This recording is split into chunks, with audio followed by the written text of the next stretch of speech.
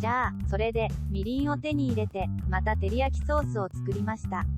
あのソースはめちゃくちゃ最高だった。みりんがなくてもソースは大丈夫だったが、みりんがあると照り焼きは完全に強打する。全部照り焼きにしたいくらい美味しかったです。ただし、砂糖が入っているので猫につけないでください。それで、ソースがとても美味しかったので、水の代わりにご飯を炊くという素晴らしいアイデアを思いつきました。どうやら、完成した料理がたわごとのように味わったので、これが行われないのには十分な理由があるようです。ともあれ、これがその方法です。鍋にご飯を1カップ半入れます。みじん切りにした玉ねぎを加える。そして、みじん切りにしたスパムの半分の缶を入れます。別の鍋に酒4分の3カップ、みりん4分の3カップ、醤油4分の3カップを混ぜます。これにより、完成すると2カップのソースが得られます。中火にかけ、かき混ぜます。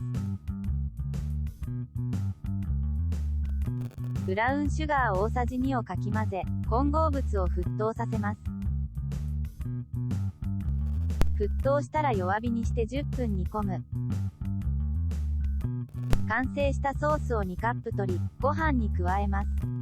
まだ調理せず、15分間浸してください。浸水後、お米を柔らかく炊き上げます。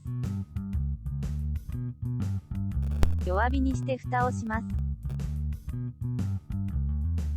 蓋をして20分間、またはすべての水分が吸収されるまで煮ます。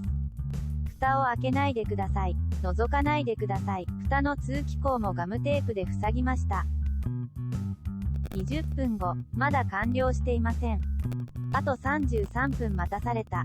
それは私が予想していたよりもずっと長いです。とうとう出来上がったら、火から下ろし、蓋をしたまま10分間放置します。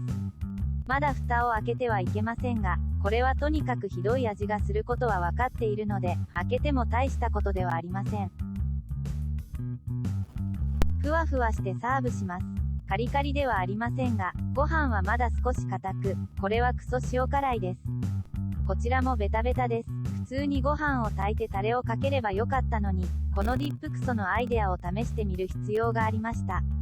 うまくいくと思ったのですが、今私は知っている。And knowing is half the battle.